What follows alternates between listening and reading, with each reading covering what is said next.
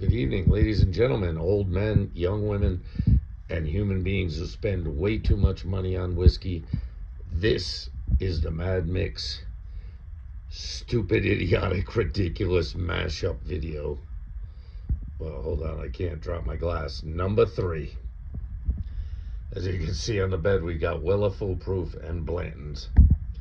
A pair of reasonably expensive bottles around here. I don't remember what I paid for the Weller Foolproof, but it was probably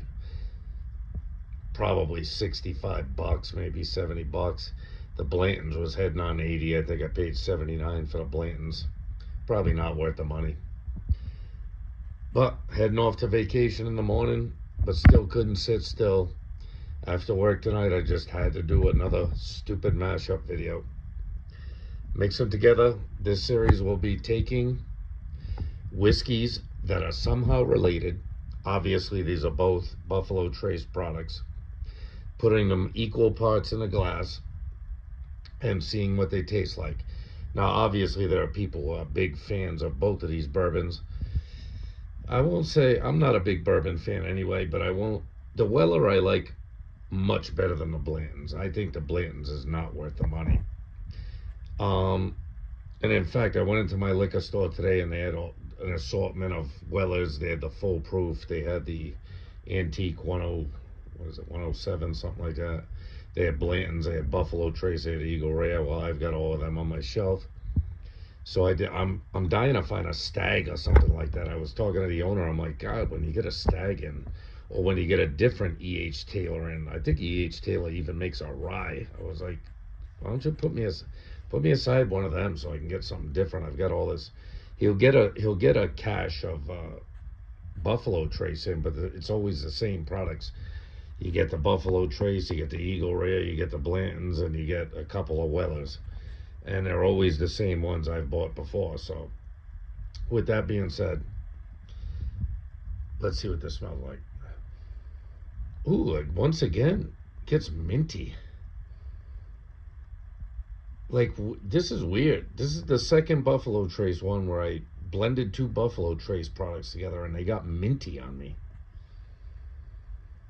Like, that's the predominant smell I'm getting on the nose. There's a little bit of ethanol and some mint. Maybe a hint of honey or something like that. Like, they go minty when you mix them together. It's weird. Yeah, weird. Now, obviously, the Weller is 57% alcohol, so 114 proof. And the Blantons is 46 and a half at 93 proof. So these are both pretty proofy whiskeys. And they smell like it. Like you smell like you're getting some alcohol in your glass. But they go minty. This is so weird. Second Buffalo Trace one, and it just straight up goes minty on you. Very odd. All right. We're not here to sniff it. We're here to suck it down.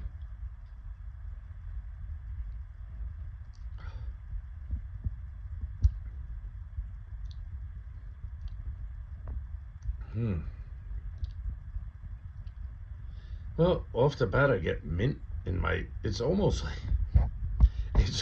like if you put Aqua Fresh into your like Aqua Fresh toothpaste into a glass of whiskey. Like it goes super minty. I don't know what the problem is. I'm not getting a whole lot more. Even on the nose, it's sweet. Obviously, Buffalo Trace is known for their sweetness. And then mint. It's weird.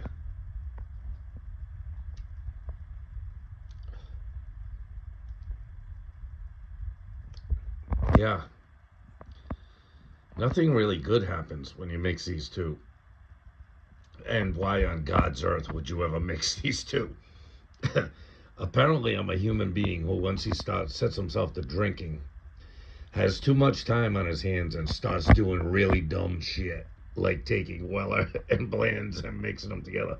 This is not. Hold on, I'm gonna have one more taste at it. But this is really strange and not remarkable.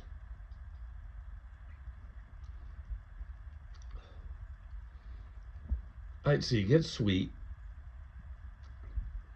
And then you don't get anything else. Like there's no brown sugar, there's no cinnamon, there's no anything. It just tastes minty. I don't know what it is about Buffalo Trace. When you mix their products, it turns into like toothpaste flavor. I don't know. Probably explains why I'm not much of a bourbon fan. Some of these scotches I've mixed together, goddamn, they taste good. And I think that's what I'm going to do next. In fact, I think coming up soon, I'm going to do a best of. Best of bourbon, best of scotch, best of cheap bourbon, best of cheap scotch. I think I'm going to do a best of, because I've been at this quite a while. There's a bunch of videos I got up. Probably I'm heading on 70 liquor review videos, which is pretty good for a fat old man who works way too hard for his money. This, whatever I just created in this glass, please don't do this. Oh my God. Unless you want to taste toothpaste, minty toothpaste in a glass, it had, whatever it did to each other, it canceled out any flavor either one had, even though I'm not overly impressed with either one for the amount of money you pay. Like for the amount of money I paid for these two, I could have gotten world-class scotches that would have blown your mind. These are just matte on their own. And then when you mix them together, it tastes like toothpaste water with a little bit of color. So I'm not even going to bother to rank this one or give it any kind of score. I'm going to say, like, just don't. Because Lord knows I will never do these two together again. In fact, I think I might be done mixing bourbons. Maybe I'm going to try something with cheap scotches and expensive scotches.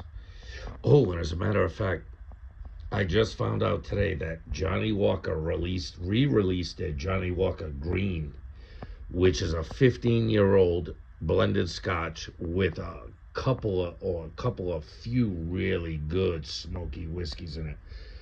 My club a few years back found a bottle of Johnny Walker Green before they discontinued it. And I said, put that out in the bar. And I proceeded to buy it shot by shot and killed that bottle. Then when I went to go find it, they had discontinued it.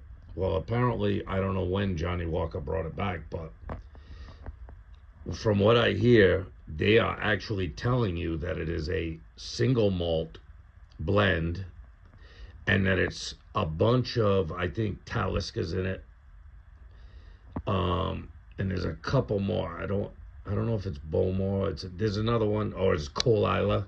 I think Colila's in it.